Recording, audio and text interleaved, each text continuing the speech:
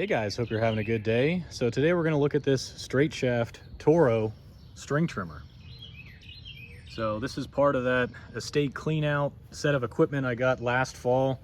And now that I say that, I probably never showed you guys a picture of that.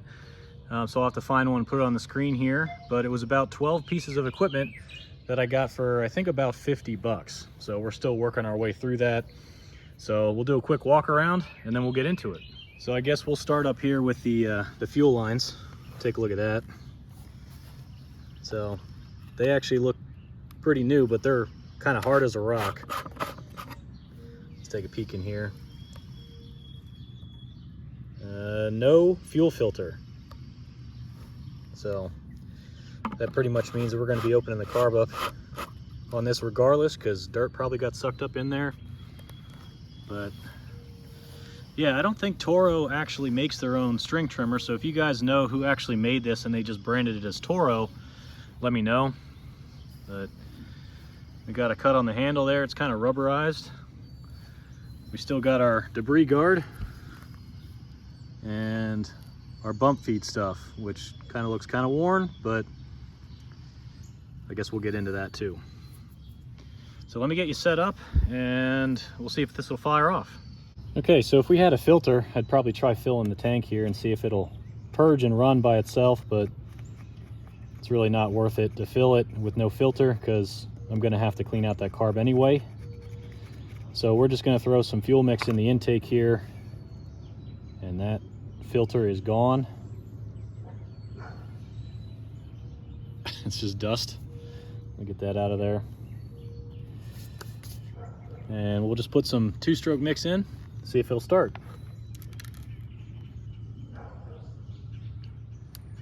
On.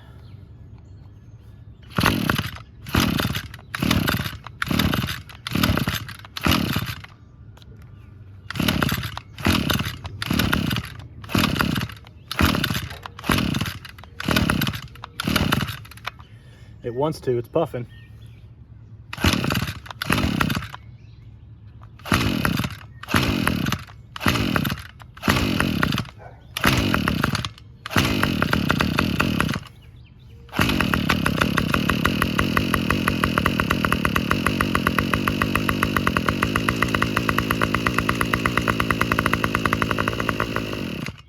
Okay, I'd say that's pretty much good to keep going here.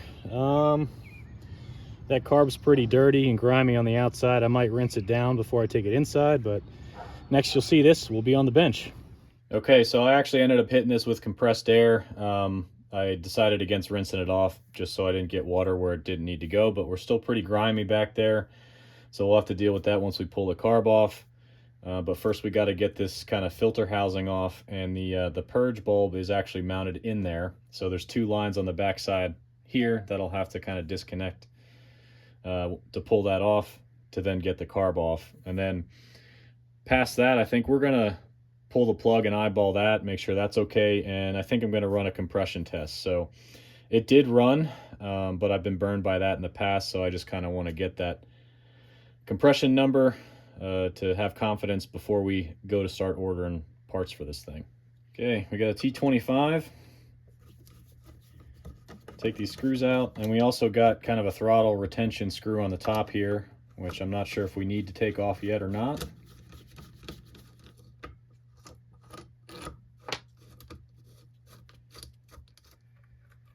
So yeah, we'll have to take this off. It's kind of holding the kill wires through this kind of conduit.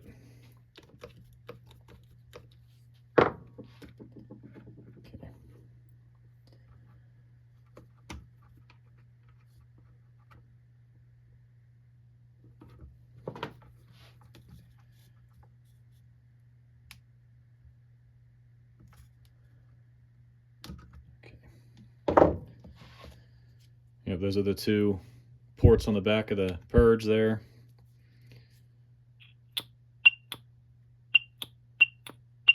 Seems to be still in good shape, so I don't know if we need to replace that. And let's pull this bottom.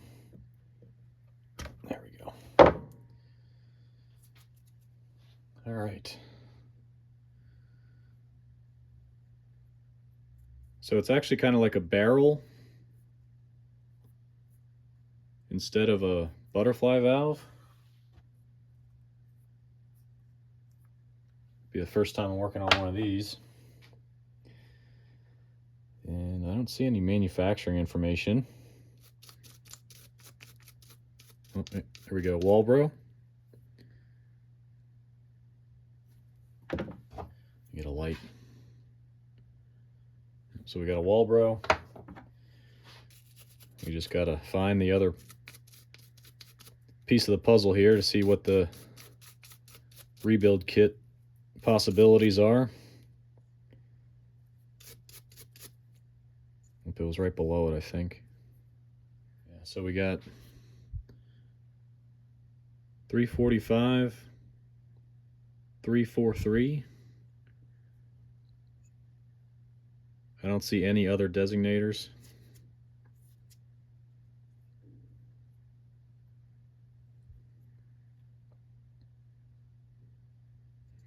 So I'll have to look that up. But let's put this to the side for right now, and we'll check the plug. Okay.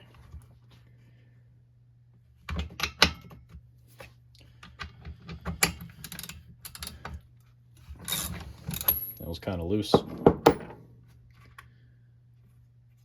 But I can see we got a champion.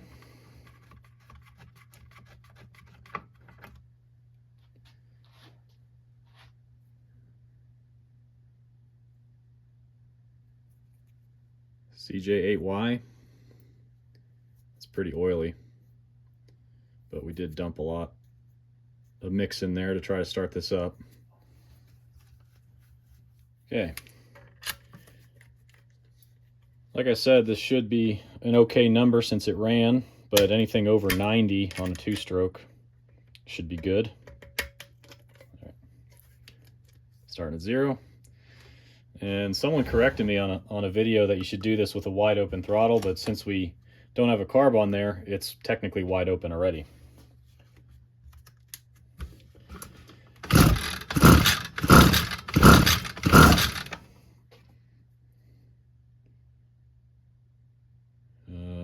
What is that? 130. So yeah, we're good to go. Let's take a look at that carb. Pull this apart, see what the gasket diaphragm situation looks like. Okay, should be pretty straightforward.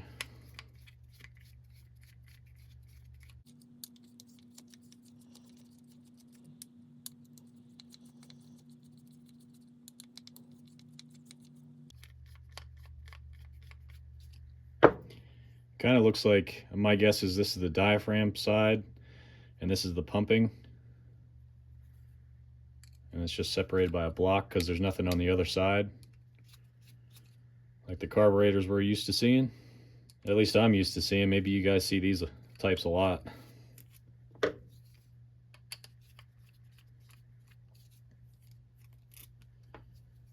Okay.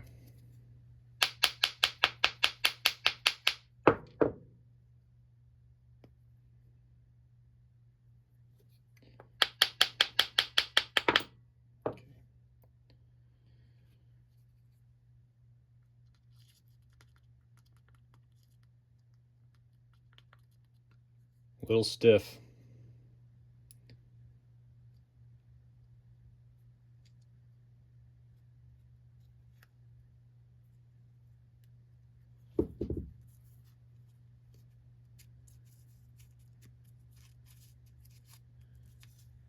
It's actually, it's borderline. Probably need to see if I have one of these. Maybe just the diaphragm needs replaced. See if we can get this top part off, or the block piece.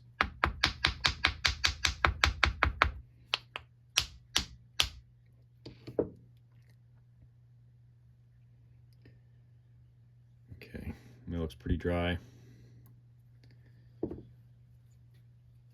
So this is really what we'll be looking for here, that these flaps are flat, and they're pretty stiff as well.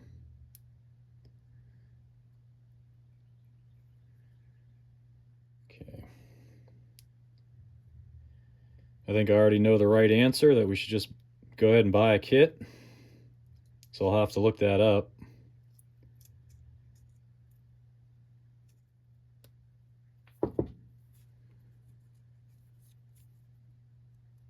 Yeah, they're pretty deformed. They're kind of cupped around the holes that they correspond with. Like that. But screen looks okay. And you can see through that. So no clogs on this one. Okay, so I got some homework to do. We know we need an air filter. And you can kind of tell how hard these lines are. Let me show you. These are really stiff. So we're gonna need lines. That grommet looks bad. The grommet's starting to crack too around the lines. You can see that. So we probably need a grommet as well. So air filter, grommet. I have fuel lines. We need a fuel filter, which I probably have. So yeah, let me do some homework and I'll bring you back when we get some parts. Okay, getting back on this thing. I was able to look some stuff up and got some parts ordered. I'll show you guys the list here if you want to pause and get that for yourself if you're working on one of these. But we've got a Walbro WYJ-345. I was missing that WYJ part, and that's actually right here. I just missed it the first time when I was looking. But that's the carburetor we got, and it takes a D20 WYJ kit, which I got. And then we also needed the air filter, questionable purge bulb, and then the lines and the grommet. So the way this is set up is you can just buy a tank assembly that comes with the lines and the grommet and the filter already for like somewhere between 10 and 15 bucks. And that was always coming up as Ryobi or Homelite. So I think that answers my question on who actually manufactured this. I think it's Homelite. So outside of that, I didn't really need a new tank. It wasn't cracked or anything. So I just went on Amazon, grabbed kind of like an all-in-one tune-up kit that they have. So that has the fuel lines, the grommet. It does have a purge bulb, but I think I'm going to leave that one alone that's on it. A new spark plug, which I'm not going to use because I think that's a Torch brand. And the air filter.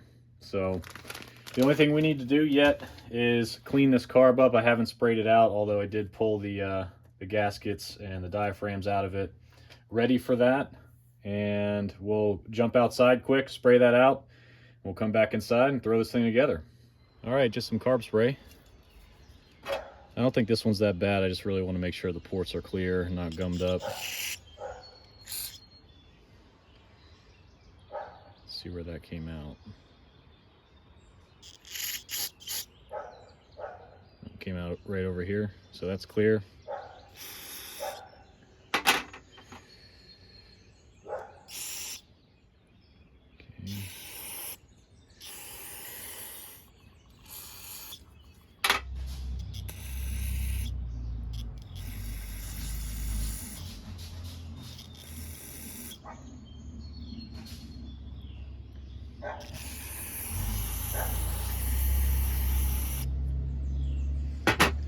Okay. Okay, I think that'll do it. Forgot screen.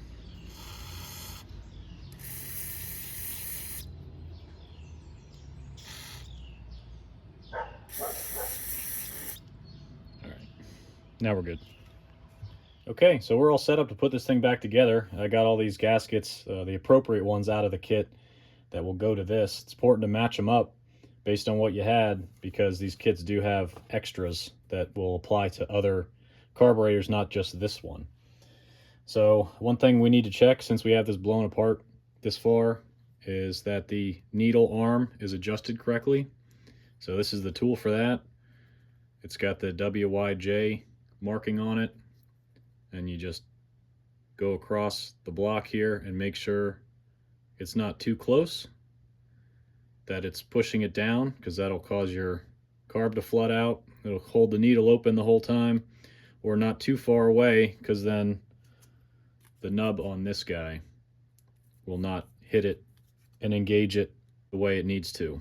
So that's a little tip for you new guys out there, but I think we're good there. We'll get to throwing this thing together. So we needed the gasket here. Oh, before I do this jet here actually comes out in the middle venturi area. That little white piece has a hole in it where when I sprayed in here, it came out there. So when you're cleaning these out, just make sure you look for that to make sure that that's cleaned out too and not gummed up. But gasket.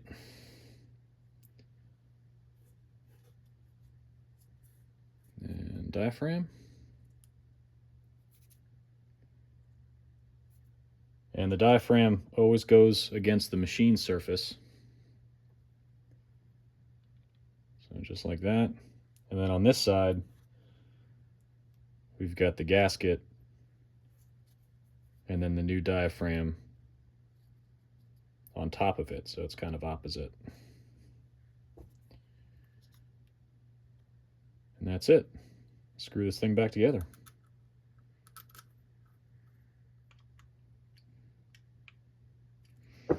Okay, I think we're good to go there.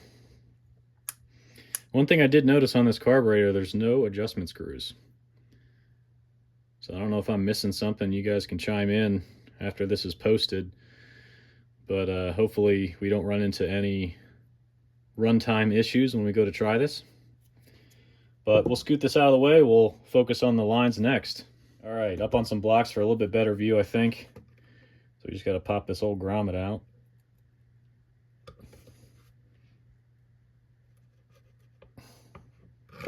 Just like that. So yeah, no fuel filter, and they're hard. I don't know if, yeah, it just, it changed color. The plastic's so stiff. All right, tank's already clean enough. I didn't need to spray that out. Let's take a look at what we got in this kit. All right, that looks the same. And this return line doesn't need to be that long, but we'll just leave it. Actually, no, that's going to bother me. So let me pull this up and trim it off a little bit.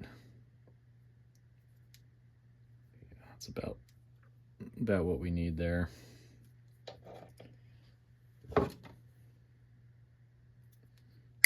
Okay. So I guess we just feed this in there. Try to get this grommet pushed in. I'll have to keep in mind that the outside line is the return. Hopefully this doesn't fight me too bad.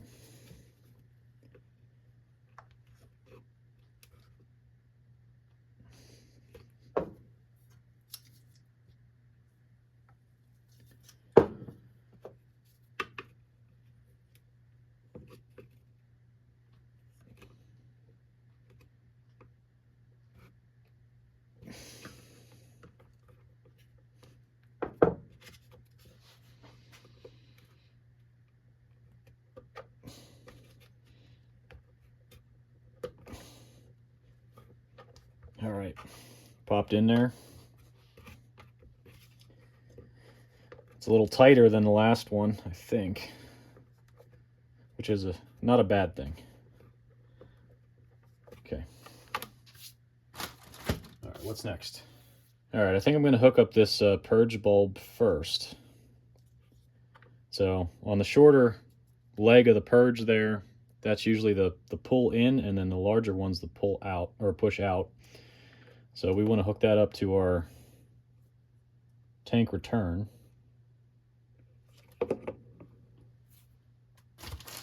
then they gave us some line that will be from, and that's pretty loose. I don't know if I want to use that.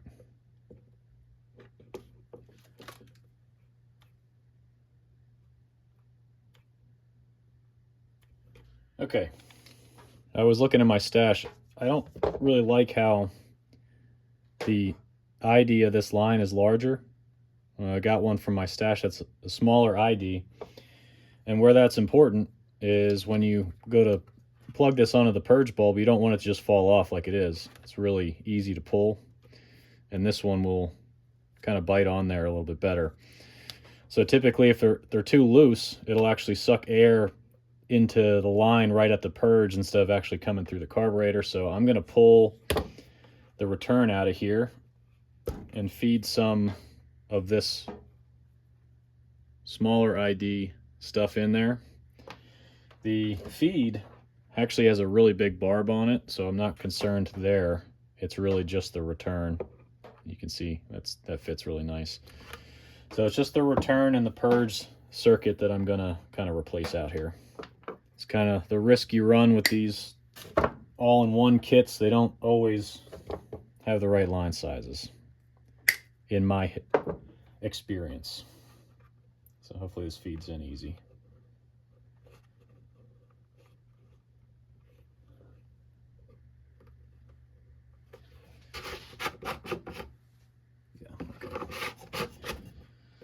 We're good there. So that was push into the tank, and we want that to be on the larger barb, and that's probably too long. Let's cut about 1 inch off of that. Okay.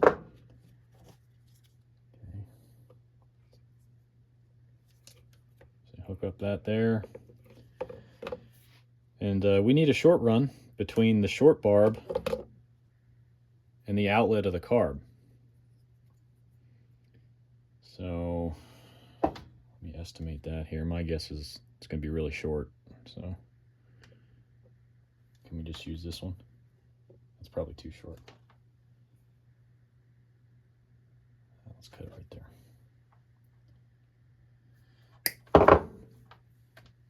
Okay. That fit on good. This fit on good. Let's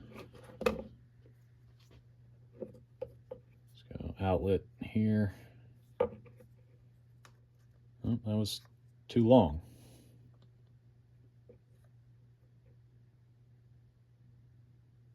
Yeah, it's too long. Let's try that short little piece that we had earlier. This one. It's like maybe 1.5 inches.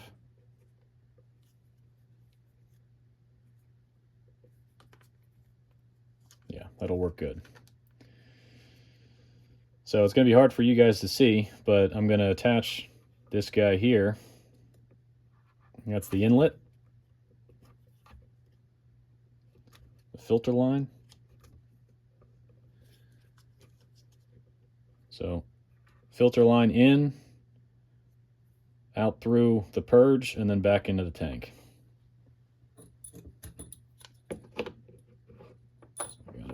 Try to wrestle this with the screws here. Got our Torx driver.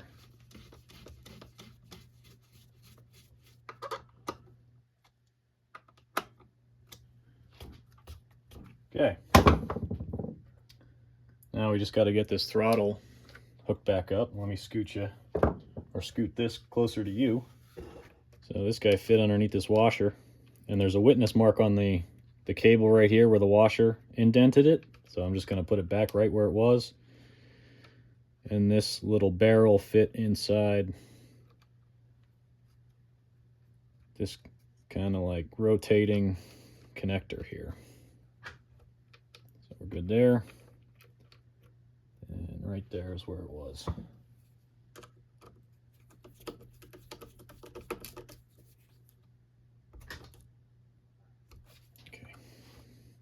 Trigger test. Looks good.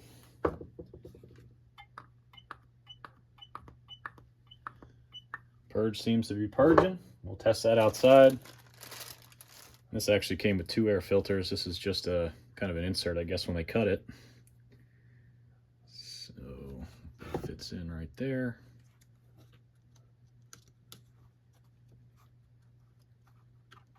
So, okay. Should be good there. Stick this cover back on.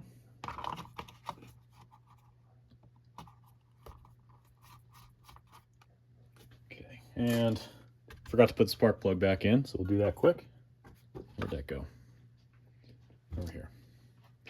I'm just going to reuse the Champion. Seemed to fire okay when we were testing it out. Definitely don't want to use that torch. I don't hear a lot of good reviews on that one.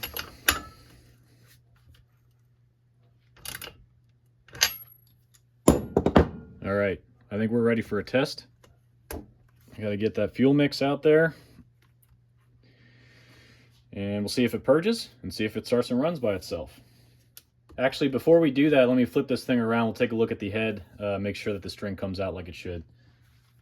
All right, here on the business end, this should unscrew. I don't know if it's counterclockwise or clockwise.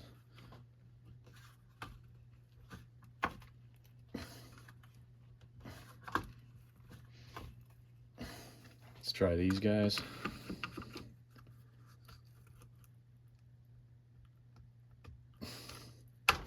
There it goes. Righty loosey, so it's reverse thread. That needs a new bump cap, but I forgot to order one. This should still work for our testing purposes.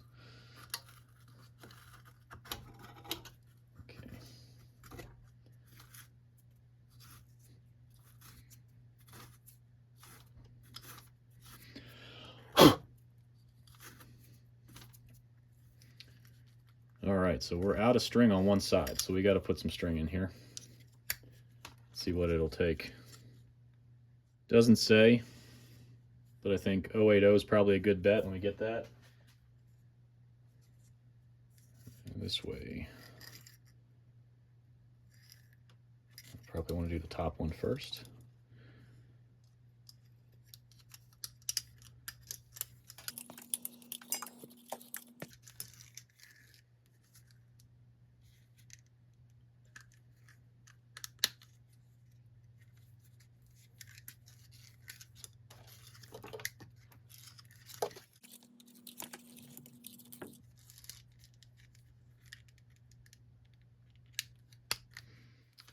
This is always the fun part.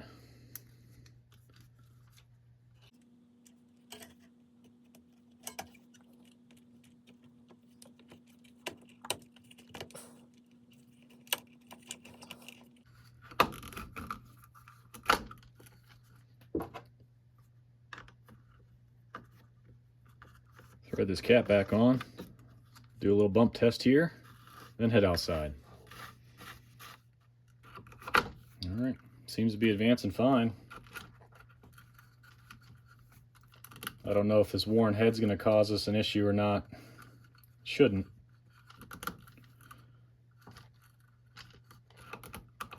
Okay.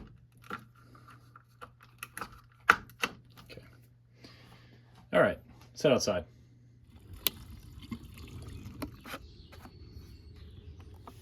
Okay, let's do a little close up here, see if this thing will purge for you guys.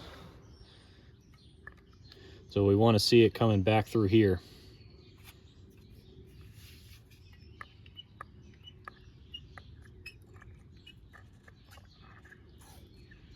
And there it goes.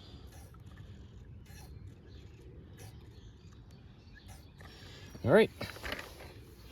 Okay, so cold engine, that's choke, that's run. We've got a non-momentary switch, so we need to change it to run. And choke.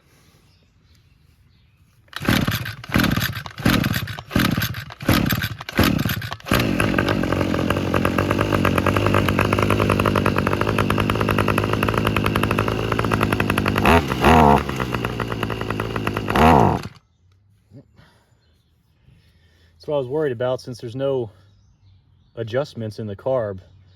I don't know if this is going to actually run right or not, but hopefully it does.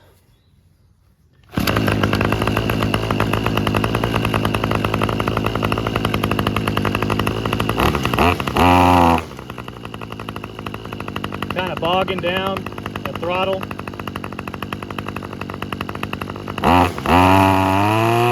There, coming out of it.